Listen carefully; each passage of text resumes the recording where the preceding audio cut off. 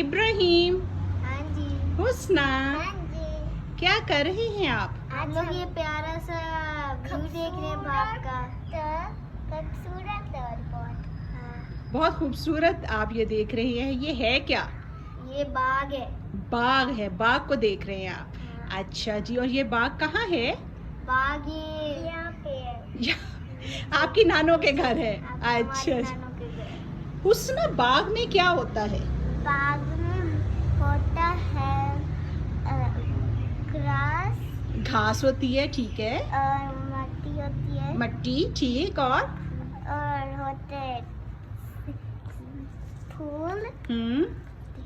پتے ہوتے ہیں. پتے ہوتے ہیں. یعنی پتے کس چیز کے ہوتے ہیں؟ پتی ہوتے ہیں سبز کے. سبز رنگ کے تو ہوتے ہیں. ابراہیم کیا آہستہ آہستہ بتا رہے ہیں. پتے ہیں جی پودوں کے اور درخت کے. ہاں، درخت کے.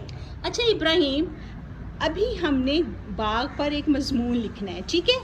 آپ مجھے بتائیے کہ یہاں جو کچھ آپ دیکھ رہے ہیں باغ کے بارے میں، وہ آپ ایک دفعہ زبانی بتا دیں، پھر ہم اس سے لکھیں گے. اور یہ مجھے بتائیے، اگر کوئی باغ بڑا ہو تو اس میں کیا ہوتا ہے؟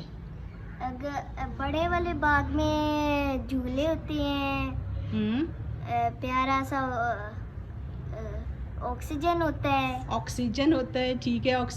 آکسیجن جی کیا ہوتی ہے؟ آکسیجن ہوتا ہے جس سے سانس ملتا ہے. سانس لیتے ہیں. اور آکسیجن ہمیں کون دیتا ہے؟ اللہ. اللہ تعالیٰ تو دیتے ہیں. اللہ تعالیٰ اس دنیا میں زمین پر آکسیجن کیسے بھیجی اللہ نے؟ یہ پودوں سے. پودوں سے. شاباش شاباش. تو اگر ابراہیم ہم باغ کے بارے میں لکھیں جو یہاں آپ کی نانوں کے گھر میں ہے، اور یہاں جو بھی آپ کو درخت پودے نظر آ رہے ہیں، آپ ان کے بارے میں کیا لکھیں گے کہ میری نانوں کے گھر باغ میں کیا ہے؟ میری نانوں کے گھر باغ میں اللہ نے بہت پیاری سی مٹی بنائی ہے. چھوٹے پودے بڑے پودے بنائے ہیں. درخت بنائے ہیں. شاباش. گھاس بنائے ہیں جی. پھول بھی بنائے ہیں. پھول بھی ہیں. اور پھلدار درخت بھی ہے نا. لیمو جو ہے اس کو آپ لیمو کہہ لیں گے نا. ہاں ٹھیک ہے. شاباش. ابھی ہم یہ جا کر کاپی میں لکھیں گے. ٹھیک ہے ابراہیم؟ اچھا.